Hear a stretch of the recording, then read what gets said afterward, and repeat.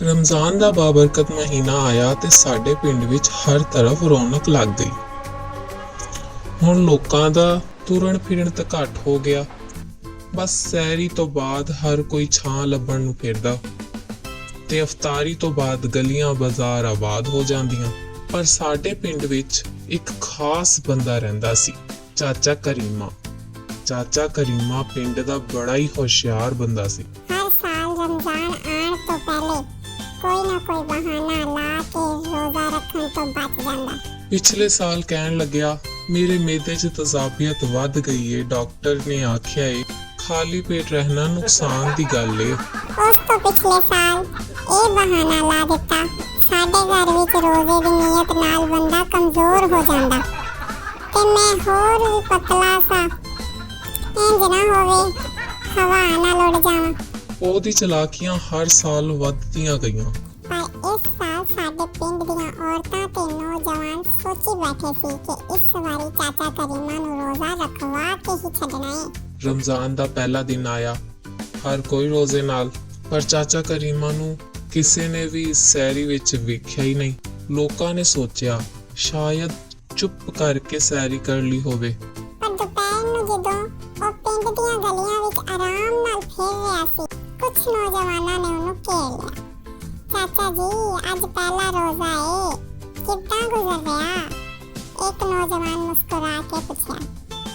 ਚਾਚਾ ਕਰੀਮਾ ਫੌਰਨ ਇੱਕ ਲੰਬੀ ਆ ਭਰ ਕੇ ਕਹਿਣ ਲੱਗਿਆ, ਪਰ ਰੋਜ਼ਾ ਬੜਾ ਸੋਹਣਾ ਸੀ, ਪਰ ਦੁਪਹਿਰ ਨੂੰ ਹਲਕੀ ਜਿਹੀ ਤਬੀਅਤ ਖਰਾਬ ਹੋ ਗਈ। ਡਾਕਟਰ ਨੂੰ ਵਿਖਾਇਆ, ਉਹ ਕਹਿੰਦਾ ਪਾਣੀ ਪੀ ਲਓ, ਨਹੀਂ ਤਾਂ ਤਬੀਅਤ ਮਜ਼ੀਦ ਖਰਾਬ ਹੋ ਸਕਦੀ ਹੈ। ਬਸ ਮਜਬੂਰੀ 'ਚ ਥੋੜਾ ਜਿਹਾ ਪੀ ਲਿਆ। ਸਭ ਲੋਕ ਵੇਖ ਕੇ ਹੱਸ ਪਏ। ਇੱਕ ਨੌਜਵਾਨ ਬੜੇ ਹੀ ਸਿਆਣੇ ਅੰਦਾਜ਼ ਵਿੱਚ ਬੋਲਿਆ, ਚਾਚਾ ਜੀ, ਰੋਜ਼ਾ ਟੁੱਟ ਜਾਣ ਤੋਂ ਬਾਅਦ ਤਾਂ ਖਾਣਾ ਪੀਣਾ ਵੀ ਜਾਇਜ਼ ਹੁੰਦਾ ਹੈ, ਤੇ ਫਿਰ ਤੁਸੀਂ ਇਫਤਾਰੀ ਕਿਉਂ ਨਹੀਂ ਕਰਨੀ ਹੈ? ਚਾਚਾ ਕਰੀਮਾ ਇੱਕ ਪਲ ਨੂੰ ਘਬਰਾਇਆ, ਫਿਰ ਫੌਰਨ ਬੋਲਿਆ, ਪੁੱਤਰ, ਰੱਬ ਨੂੰ ਕੀ ਜਵਾਬ ਦਿਆਂ, ਕੁਝ ਤੇ ਸ਼ਰਮ ਹੁੰਦੀ ਹੈ, ਪੂਰਾ ਨਹੀਂ ਤਾਂ ਥੋੜਾ ਤਾਂ ਰੋਜ਼ਾ ਰੱਖਿਆ ਹੈ ਨਾ। ਫਿਰ ਅਗਲੇ ਦਿਨ ਨੌਜਵਾਨਾਂ ਨੇ ਇੱਕ ਪਲਾਨ ਬਣਾਇਆ। ਇੱਕ ਦੁਪਹਿਰ ਨੂੰ ਜਦੋਂ ਲੋਕਾਂ ਦੇ ਰੋਜ਼ੇ ਦਾ ਇਮਤਿਹਾਨ ਚੱਲ ਰਿਹਾ ਸੀ, ਚਾਚਾ ਕਰੀਮਾ ਪਿੰਡ ਦੀਆਂ ਗਲੀਆਂ ਵਿੱਚ ਸਕੂਨ ਨਾਲ ਫੇਰ ਰਿਹਾ ਸੀ। ਨੌਜਵਾਨਾਂ ਨੇ ਚੁੱਪ ਕਰਕੇ ਉਹਦੀ ਜਾਸੂਸੀ ਕਰਨਾ ਸ਼ੁਰੂ ਕਰ ਦਿੱਤੀ। ਸਾਡੇ ਪਿੰਡ ਵਿੱਚ ਇੱਕ ਪੁਰਾਣੀ ਹਵੇਲੀ ਸੀ, ਜਿਹਦੇ ਥੱਲੇ ਇੱਕ ਛੋਟਾ ਜਿਹਾ ਕਮਰਾ ਸੀ। ਜਵਾਨਾਂ ਨੂੰ ਪਤਾ ਲੱਗਾ ਕਿ ਚਾਚਾ ਕਰੀਮਾ ਉੱਥੇ ਜਾ ਕੇ ਚੁੱਪ ਕੇ ਕੁਝ ਖਾ ਪੀ ਰਿਹਾ ਹੈ। ਜਦੋਂ ਸਭ ਨੌਜਵਾਨ ਤੇ ਭਾਈ ਉੱਥੇ ਪਹੁੰਚੇ ਤੇ ਵੇਖਿਆ ਕਿ ਚਾਚਾ ਕਰੀਮਾ ਮਜ਼ੇ ਦੇ ਨਾਲ ਪਰਾਠਾ ਖਾ ਰਿਹਾ ਸੀ ਤੇ ਨਾਲ ਦੁੱਧ ਦਾ ਗਲਾਸ ਲੱਭ ਕਰਕੇ ਪੀ ਰਿਹਾ ਸੀ। ਓਏ ਚਾਚਾ, ਰੋਜ਼ਾ ਕਿੱਧਰ ਗਿਆ? ਇੱਕ ਨੌਜਵਾਨ ਜ਼ੋਰ ਨਾਲ ਬੋਲਿਆ। ਚਾਚਾ ਕਰੀਮਾ ਬੜਬੜਾ ਗਿਆ ਤੇ ਜਲਦੀ ਨਾਲ ਪਰਾਠਾ ਥੱਲੇ ਲੁਕਾਉਣ ਲੱਗ ਗਿਆ, ਪਰ ਫੜਿਆ ਗਿਆ।